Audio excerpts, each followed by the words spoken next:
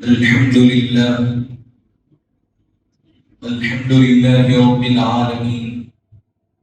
الصلاة والسلام على سيد الأنبياء والمرسلين وعلى آله الطيبين الطاهرين وأصحابه الأكرمين الأفضلين وأولياء أمته أجمعين إلى يوم الدين. أما بعد، فقد قال الله تبارك وتعالى في القرآن المجيد والفرقان الحميد: أعوذ بالله من الشيطان الرجيم. بسم الله الرحمن الرحيم. وما الحياة الدنيا إلا لعب ولهو ولدار الآخرة خير للذين يتقون أفلا تعقلون. صدق الله العظيم وصدق رسوله النبي الأمين الكريم، ونحن على ذلك لمن الشاهدين والشاكرين، والحمد لله رب العالمين. وقد قال الله تبارك وتعالى في شأن حبيبه: إن الله وملائكته يصلون على النبي يا أيها الذين آمنوا صلوا عليه وسلموا تسليما. اللهم صل على سيدنا ومولانا محمد وعلى آل سيدنا ومولانا محمد وبارك وسلم صلاة وسلاما عليك يا رسول الله وعلى آلك وأصحابك يا نبی اللہ صلی اللہ تعالی علیہ وسلم. حاضرین و سامعین اکرام، السلام علیکم ورحمۃ اللہ وبرکاتہ. پروردگار عالم کا کروڑہا شکر اور احسان ہے کہ اللہ تبارک و تعالی نے آپ کو اور مجھ کو آقا کریم رؤوف الرحیم حضور سرکار مدینہ راحت قلب و سینہ رحمت للعالمین شفیع المذنبین وجہ تخلیق کون و مکان سیدنا محمد مصطفیٰ احمد مجتبیٰ صلی اللہ علیہ وآلہ وسلم کی امت بابرکت میں پیدا فرمایا. حاضرین محترم، خطبہ مسنونہ میں آیت کریمہ کی تلاوت کا شرف حاصل کیا گیا کہ اس آیت مبارکہ میں اللہ تبارک و تعالی دنیا کی حیات اور دنیا کی جو زندگی ہے اس کے بارے میں ارشاد فرما رہا ہے کہ وہ دنیا کی زندگی اور دنیا کی حیات کیا. وَمَا الْحَيَاةُ الدُّنْيَا إِلَّا لَعِبٌ وَلَهْوٌ. دنیا کیا ہے؟ ارشاد فرمایا دنیا لہو لعب کی جگہ ہے، دنیا کی زندگی لہو لعب کی زندگی ہے. اور وَمَا الْحَيَاةُ الدُّنْيَا إِلَّا لَعِبٌ وَلَهْوٌ وَلَدَارُ الْآخِرَةِ خَيْرٌ لِلَّذِينَ يَتَّقُونَ. جو تقوی والے ہیں، اللہ سے ڈرنے والے ہیں، ان کے لیے آخرت کی زندگی خیر کی جگہ. حاضرین محترم، دنیا کی حقیقت کیا ہے آخرت کے سامنے، اس عنوان اور اس موضوع کے تحت چند باتیں احادیث مبارکہ، اقوال صحابہ کی روشنی میں آپ کے گوشے گزار کرتے ہوئے اپنی بات کو تمام کر دوں. آخرت اور آخرت کی زندگی جس کے بارے میں فرمایا گیا وہ ہمیشہ ہمیشہ ہمیشہ رہنے والی زندگی، جہاں نہ موت ہے نہ بڑھاپا. وہ زندگی جہاں پہ نہ بیماری ہے نہ مرض ہے نہ موت ہے نہ بڑھاپا ہے نہ کوئی اور چیز ہے، وہ آخرت کی زندگی. اور یہ دنیا کی زندگی، یہاں موت بھی ہے، یہاں بڑھاپا بھی ہے، یہاں بیماریاں بھی ہے، یہاں پریشانیاں بھی ہے، یہاں مصیبتیں بھی ہے، یہاں سارے مصائب اور سارے اعلام یہیں پر ہیں. اور وہاں نہ پریشانیاں ہیں نہ مصیبتیں ہیں نہ کوئی اور چیز ہے، اور آخرت ہمیشہ ہمیشہ کی جگہ، وہاں جانے کے بعد نہ نکلنا ہے، نہ وہاں سے کہیں اور جانا ہے۔ یہ زندگی ہمیشہ ہمیشہ کی زندگی نہیں، یہاں آئے ایک وقت ہے، ایک مدت ہے، ایک پیریڈ ہے، جب تک رہنا ہے، پھر اس کے بعد یہاں سے چلے جانا۔ یہاں کا آنا بھی ہے، یہاں سے جانا بھی ہے، لیکن جب وہاں چلے جائیں گے، وہاں کی زندگی میں داخل ہوں گے، تو پھر وہاں سے کہیں نہ جانا ہے، نہ وہاں پر کوئی اور چیز، بس وہاں ہمیشہ ہمیشہ ہمیشہ کے لیے رہنا۔ تو یہ جو زندگی دنیا کی زندگی ہے، یہ زندگی مسائل کی، پریشانیوں کی، مصیبتوں کی اور سارے اعلام کی جگہ یہی زندگی ہے۔ اس لیے کہ یہ جو زندگی ہے، یہ جو دنیا ہے، اس کے بارے میں حبیب پاک صلی اللہ علیہ وسلم نے ارشاد فرمایا، الدنیا سجن المؤمن وجنت الکافر، یہ دنیا مومن کے لیے قید خانہ ہے اور کافر کے لیے جنت ہے۔ اب آپ خود سوچئے، صاحب سمجھ و عقل ہے، اگر ایک چھوٹے سے بچے کو بھی بٹھا کر پوچھے کہ اگر کسی کو قید میں رکھ دیا جائے، یعنی جیل میں بند کر دیا جائے، پریزن میں اس کو ڈال دیا جائے، تو جب وہ قید میں جانے کے بعد، جیل میں جانے کے بعد، کیا وہ ویسی زندگی گزار سکتا ہے جیسی جیل میں جانے سے پہلے آزاد رہ کر گزارتا تھا؟ قید میں آنے کے بعد ایسی زندگی گزار سکتا ہے جیسی قید سے پہلے وہ زندگی گزار سکتا تھا؟ تو ایک چھوٹا سا بچہ بھی جواب دے گا کہ جب تک وہ قید نہیں تھا، یعنی آزاد تھا، کسی ایک جگہ پر اس کو بند نہیں کر دیا گیا، محصور نہیں کیا گیا، تو وہ جہاں چاہے جا سکتا، جہاں چاہے جب چاہے جا سکتا، جب چاہے آ سکتا، جو چاہے کھا سکتا، جب چاہے سو سکتا، اٹھ سکتا، اس کے دل کو جو سمجھ میں آئے وہ کر سکتا۔ لیکن جب اس کو قید میں ڈال دیا گیا تو نہ وہ کہیں جا سکتا، نہ کہیں سے آ سکتا، نہ وہ جو چاہے وہ کھا سکتا، جو اس کو دے دیا گیا وہی کھانا پڑے گا۔ جب سونا ہے، وقت ہے، اسی وقت سونا پڑے گا، اٹھنے کا وقت ہے، اسی وقت اٹھنا پڑے گا۔ یہ کام ہے کرنے کے، تو یہ نہیں کہہ سکتا کہ آج میرا دل نہیں ہے میں نہیں کروں گا۔ آپ کا دل چاہے نہ چاہے، آپ کو کام کرنا ہے تو بس کرنا پڑے گا۔ یہ قید کی زندگی ہے اور ایک آزاد زندگی ہے، وہ جو چاہے وہ کر سکتا ہے، نہ اس کو کوئی پوچھنے والا ہے، نہ اس کو کوئی دیکھنے والا ہے، نہ اس کو کوئی روکنے والا ہے، نہ اس کی کوئی روک کر اس سے سوال کرنے والا ہے، آپ یہ کیوں کر رہے ہیں، کیا کر رہے ہیں۔ جب قید میں ڈال دیا گیا تو اب اس کو دیکھنے والا بھی ہے، روکنے والا بھی ہے، پوچھنے والا بھی ہے، غلط ہوا تو مارنے والا بھی ہے، ساری چیزیں ہیں۔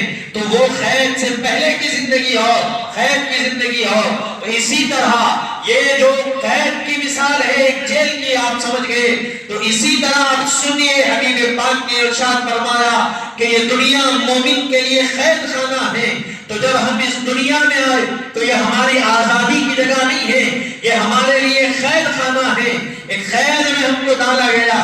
اب یہاں ہم جیسے چاہے ویسے رہنا نہیں ہے، ہم جیسا چاہے ویسا کھانا نہیں ہے، ہم جیسا چاہے ویسا پینا نہیں ہے، ہم جب چاہے جدھر چلے گئے، جب چاہے جدھر سے آگے نہیں، اللہ جیسا چاہا ویسا رہنا ہے۔ اللہ نے جو کھانے کا حکم دیا وہی کھانا ہے، حلال کھانا ہے، حرام سے رکنا ہے، حلال کرنا ہے، حرام سے بچنا ہے، ہر چیز میں رضا الہی کو سب سے آگے رکھنا ہے، اس رضا الہی کے تحت زندگی گزارنا ہے۔ اللہ تعالیٰ نے جیسا حکم دیا اس کے مطابق زندگی گزارنا اللہ اس قید خانے کا مقصد۔ حاضرین محترم، پریزن میں جیل میں چلے جائے تو جیلر جیسا کہتا ہے اس کی خلاف ورزی نہیں کرتے، اس لیے کہ اگر کریں گے تو پوائنٹس میں کمی ہو جائے گی، قید بڑھے گی، اور اس کا وقت اور مدت جتنی ہے اس میں اضافہ ہوگا. تو آپ سوچئے اللہ تعالیٰ نے جب یہ قید خانے میں ہم کو رکھا ہے تو اب جیسے اللہ کہے گا ہم ویسا کریں گے یا جیسا ہمارا دل کہے گا ہمارا من کہے گا ہم ویسا کریں گے؟ اگر ہمارا دل جیسا کہہ رہا ہے ہم ویسا کر رہے ہیں، یقینی طور پر ہماری دنیا میں تو کوئی گرفت اگر نہیں ہو رہی ہے تو نہیں ہو رہی ہے، لیکن اللہ تبارک و تعالی قیامت کے دن ہماری گرفت فرمائے گا، ہم سے پوچھے گا کہ یہ نہیں کرنا تھا تم کی یہ وجہ کیا ہے، تو کیا جواب دو گے؟ حاضرین محترم، یہ دنیا ہمارے لیے کیا ہے؟ تو فرمایا گیا یہ دنیا ہمارے لیے قید خانہ ہے. اللہ تعالیٰ کا جو حکم ہے، جو اس کی مرضی ہے، جو اس کا منشا ہے، اس کے تحت ہم کو زندگی گزارنا، تب ہم اس قید خانے میں کچھ کامیابی کی طرف جائیں گے. اور پھر آگے فرمایا وجنت الکافر، اور جو اللہ کا انکار کرنے والے ہیں، منکرین خدا ہے، ان کے لیے یہ دنیا کیا ہے؟ جنت، آزادی کی جگہ. نہ حلال حرام میں فرق ہے، نہ کوئی رشتے میں فرق ہے، نہ کوئی زندگی کا اصول ہے، نہ کوئی طور طریقہ ہے. بس جیسے چاہو رہ جاؤ، جو چاہے وہ کر لو. تمہارے لیے یہ آزادی کی جگہ ہے، تم جیسا رہ رہے ہو رہو، لیکن ہمارے لیے یہ قید خانہ ہے. اور ہمارے لیے جو آزادی کی جگہ ہے، جو جنت ہے، وہ آخرت میں ہے. اور تمہارے لیے گرفت کی جگہ آخرت میں ہے، تم کو وہاں قید میں جانا. تو حاضرین محترم، اب جب قید خانہ ہے تو اب یہاں سے ذہن میں رکھتے ہوئے چلیے کہ یہ دنیا ہمارے لیے قید خانہ ہے، تو اس میں مصائب بھی آئیں گے، مشکلات بھی آئیں گی، تکالیفیں بھی آئیں گی، پریشانیوں سے بھی بندہ دوچار ہوگا. لیکن ساری تکالیفیں، ساری مصیبتیں، ساری پریشانیاں ایک طرف، رضا الہی اور اللہ کی ذات پر بھروسہ ایک طرف ہونا چاہیے. اس لیے کہ اللہ تو نے قید خانے میں ڈالا، اب تیری جو پریشانیاں آئے گی مسکراتے ہوئے ہم ان پریشانیوں کو قبول کریں. تیری طرف سے جو مصیبتیں آئیں گی، جو آزمائشیں آئیں گی، ہم ہنستے ہنستے ان آزمائشوں کو گلے سے لگائیں گے. اس لیے کہ آزمائشوں میں ڈالنے والی ذات بھی تیری ہے، تو ان آزمائشوں سے کامیاب گزارنے والی ذات بھی تیری ہے. پریشانی دینے والا بھی تو ہے، تو اس پریشانی کے وقت میں راحت کے دروازوں کو کھولنے والا بھی تو. جب بندے کے دل میں یہ یقین بیٹھ جاتا ہے کہ اللہ کی طرف سے آئی پریشانی ہے، تو پھر نجات بھی اسی کی طرف سے آئے گی، تو اس کی یہ زندگی کامیاب.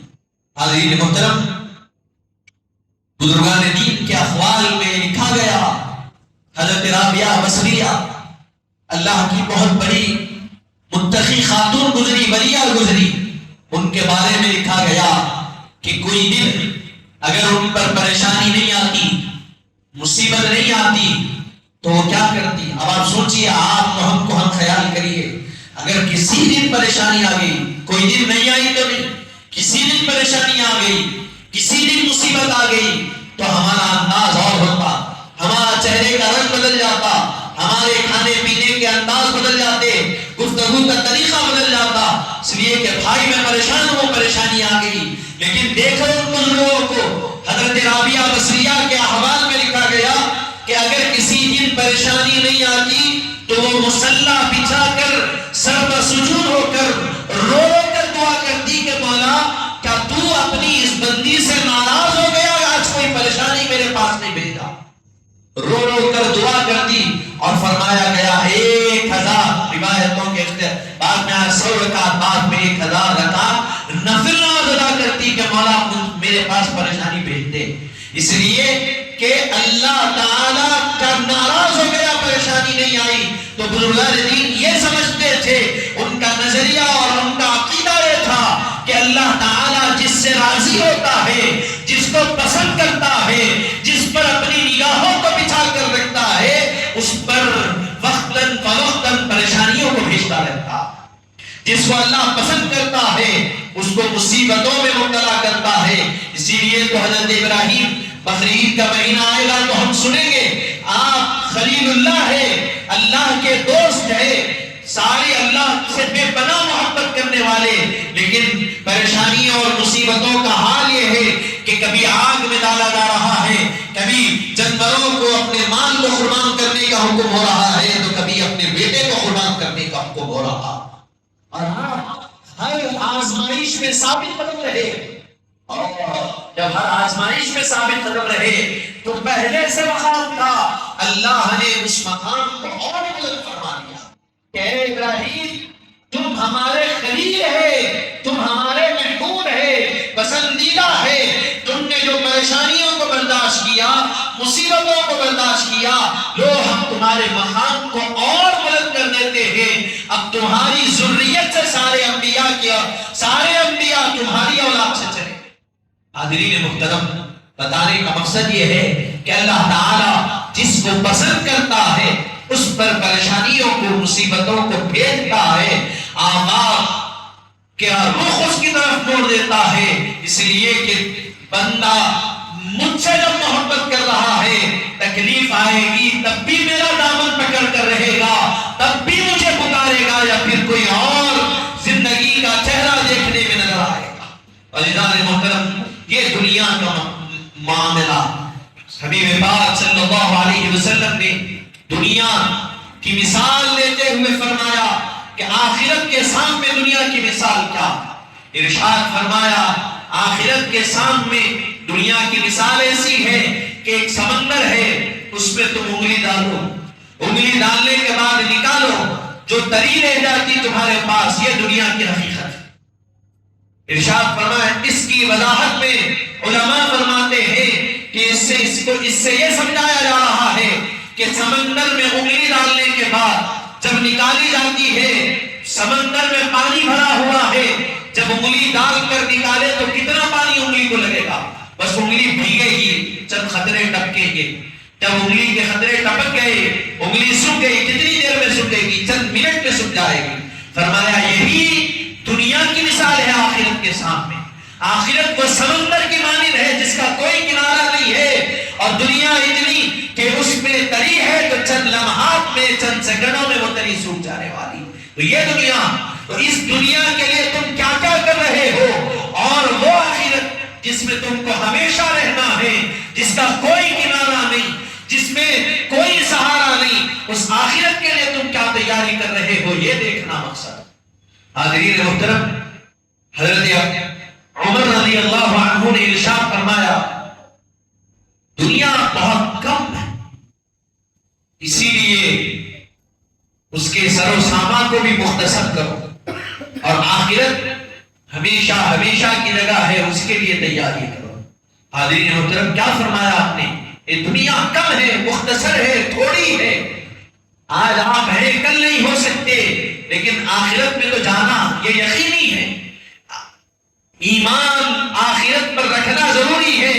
عقیدے کے بنیادی عقائد میں یہ ہے کہ اللہ پر، اس کے رسول پر ایمان لانا، اور پھر اس کے ساتھ ساتھ قیامت پر، مرنے کے بعد دوبارہ اٹھائے جانے پر، حساب و کتاب پر، قیامت پر، جنت کی نعمتوں پر، جہنم میں جو عذاب ہے، جو تکالیف ہے، ان ساری چیزوں پر ایمان لانا ضروری ہے۔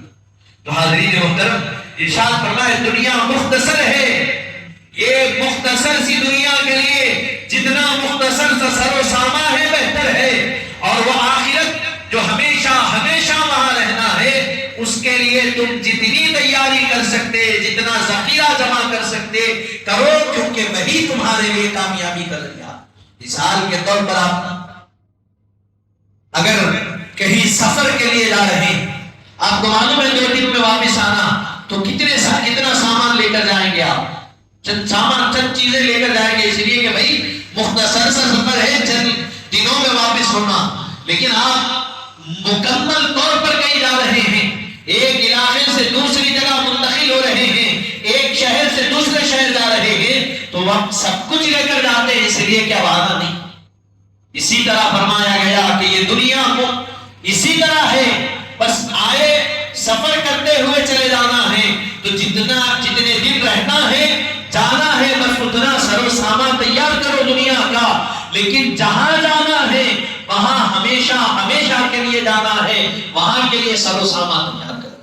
اس لیے کہ دنیا میں اگر پیسے کی کمی ہے تو دوست مدد کر سکتے ہیں، رشتہ دار مدد کر سکتے ہیں، عزیز و خالق مدد کر سکتے ہیں۔ اگر اللہ نے ان کو صحیح دل دیا تو یقینی طور پر وہ مدد کریں گے، لیکن آخرت میں اگر اعمال کم پڑ گئے تو بیٹے کی مدد باپ بھی نہیں کرے گا، بیٹا باپ کی مدد نہیں کرے گا۔ وہاں کا سوچو، یہاں پر تو پیسے کی کمی ہے، پوری ہوگی، کام ہے، کمی میں بھی کام ہوگا، زیادتی میں بھی کام ہوگا۔ ایک کام مثال کے طور پہ 10,000 روپے میں بھی ہوگا، ایک کام وہی کام 10,000 کا 20,000 روپے میں بھی ہوگا، لیکن جب اعمال قیامت میں کم پڑیں گے تو وہاں پر کون آپ کا ساتھ دے گا، وہاں کون آپ کو اعمال دے گا؟ فرمایا یہاں کی زندگی جیسے تیسی گزر جانی ہے، لیکن وہاں پر کوئی ساتھ دینے والا نہیں ہے۔ یہاں رہتے ہوئے وہاں کی فکر کرنا کامیابی کا، کامیاب زندگی کا بہترین نمونہ اور بہترین کامیاب زندگی یہی ہے کہ یہاں رہتے ہوئے وہاں کی فکر کرنا۔ حاضرین محترم، حضرت عبداللہ بن مسعود رضی اللہ عنہ ارشاد فرماتے ہیں کہ دنیا کیا ہے؟ آپ ارشاد فرماتے ہیں کہ دنیا سفر خانہ ہے اور تم مسافر ہو اس کے، اور تمہارے پاس جو کچھ ہے، دولت اور ساری چیزیں، وہ امانت ہے تمہارے پاس۔ اور آگے فرمایا کہ مسافر کو، مہمان کو، ارشاد فرمایا کہ یہ دنیا میں تم مہمان ہو اور دنیا کا سارا ساز و سامان امانت ہے تمہارے پاس جتنا ہے۔ ارشاد فرمایا مہمان کو ایک نہ ایک دن اپنے گھر کو واپس جانا ہوگا۔ آپ کے پاس مہمان آیا تو کتنے دن کے لیے آتا؟ چند دن کے لیے آتے، واپس چلے جاتے۔ حضرت عبداللہ بن مسعود فرماتے ہیں کہ دنیا میں تم مہمان ہو اور واپس تم کو یقینی طور پر جانا ہے، اور دنیا میں تمہارے پاس جو کچھ ہے یہ امانت ہے، اور امانت کو تمہیں واپس لوٹانا۔ حاضرین محترم، آپ سمجھیے کہ یہ دنیا کی کیا حقیقت ہے۔ اس دنیا کے لیے ہم کیا کیا نہیں کرتے، اس دنیا کے حاصل کرنے کے لیے، اس کے آرام کے لیے، اس میں سکون کے لیے، اس میں راحت کے لیے، چین کے لیے، اطمینان کے لیے ہم کیا کیا نہیں کرتے۔ اور بزرگان دین صحابہ نے فرمایا کہ یہ دنیا کی حقیقت ہے۔ حاضرین محترم، حضرت علی رضی اللہ عنہ، آخر بات کرتے اپنی بات کا تمام کر رہا ہوں۔ حضرت علی رضی اللہ عنہ سے کسی نے پوچھا کہ آپ کے نزدیک دنیا کی مثال کیا ہے، دنیا کی حقیقت کیا ہے آپ کے نزدیک؟ حضرت علی رضی اللہ عنہ نے ارشاد فرمایا الدنیا جیفہ، میرے نزدیک دنیا کی مثال کیا ہے؟ پوچھتے ہو تو سنو، میرے نزدیک دنیا مردار ہے۔ الدنیا جیفہ، میرے نزدیک دنیا کیا ہے؟ مردار ہے، مردے کی طرح ہے۔ مردار یعنی مردے کی طرح۔ ایک مثال کے طور پہ ایک بکری مر گئی تو کیا بتائیے آپ، وہ بکری کو کیا کہیں گے؟ مردہ کہیں گے۔ کیا کریں گے؟ لے کے جا کے پھینک دیں گے کچرے پر۔ کوئی اس کو کھاتا مردار کو؟ نہیں، حرام ہے۔ اگر ذبح ہوئی تو حلال ہے، ذبح نہیں ہوئی تو حرام۔ اگر مر گئی حرام ہو گئی۔ اب آپ لے کے جا کے پھینک دینے کے بعد کون کھاتے ہیں اس بکری کو؟ آ کر مثال دے رہا، کون کھاتے؟ تو جو کتے ہوتے، جو ایسے جانور ہوتے وہ اس کا گوشت کھاتے۔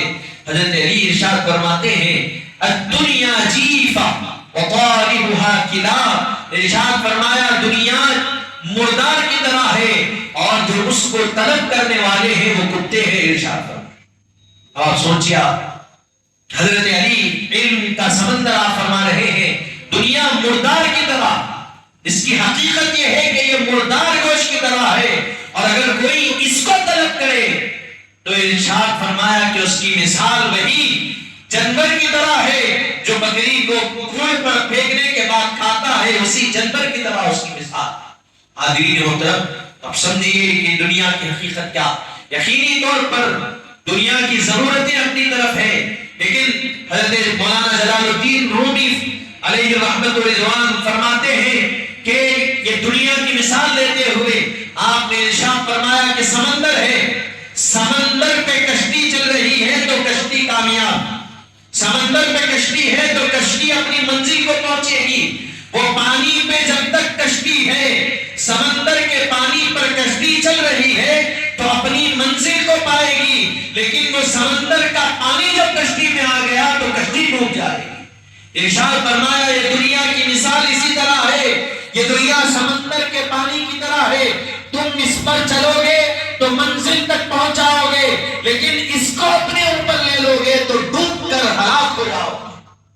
حاضرین محترم، یہ مقصد یہ ہے کہ دنیا میں رہو، یقینی طور پر دنیا کی ضرورتیں، دنیا کی سہولتیں، ساری چیزیں آپ اپنے لیے تیار کرو، اپنے لیے اپنے اہل و عیال کو فراہم کرو، لیکن دنیا میں رہو تو مولانا جلال الدین رومی رضی اللہ عنہ نے جو مثال دی، سمندر کے پانی پر چلو، پانی کو اپنے اوپر مت لو، دنیا کو اگر اوپر لے لیے تو پھر دنیا میں بھی ختم ہو گئے، آخرت بھی غارت ہو گئی، اور اگر اس پانی پر چل کر منزل تک پہنچ گئے تو دنیا بھی کامیاب ہوئی، آخرت کی منزل بھی کامیاب ہوئی۔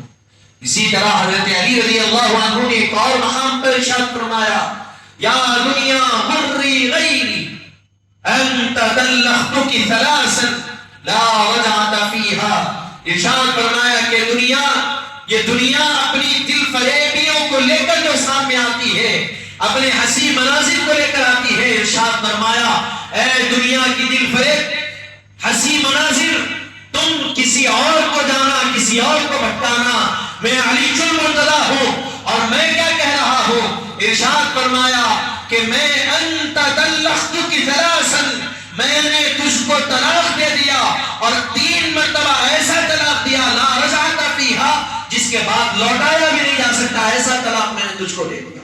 حاضرین محترم، یہ صحابہ کرام کی زندگیاں کہ دنیا کی بالکل محبت ان کے دلوں میں نہیں تھی، دنیا کو ضرورت کے مطابق دنیا میں رہے، اس کی ضرورتوں کو اس کے مطابق اپنی ضروریات، اہل و عیال کی ضروریات کو پورا کیے، لیکن کبھی دنیا کی محبت کو اپنے اوپر نہیں ڈال لیے۔ اگر دنیا کی محبت اپنے دلوں پر غالب آ گئی، اپنے نفس پر غالب آ گئی، تو پھر یہی دنیا کی محبت آخرت کی محبت سے دور کر دیتی ہے، آخرت کی کامیابی سے محروم کر دیتی ہے۔ عزیزان محترم، بتانے کا مقصد یہ ہے کہ یہ دنیا جس طرح گزارنا دین اسلام میں، حبیب پاک کی سیرت مبارکہ میں ہم کو جو طور طریقے ہم کو ملتے ہیں، اس کے مطابق ہم کو زندگی گزارنا۔ کیا رسول پاک صلی اللہ علیہ وسلم عیش و آرام کی زندگی نہیں گزار سکتے تھے؟ آپ سے بڑھ کر کون عیش و آرام کی زندگی گزار سکتے تھے؟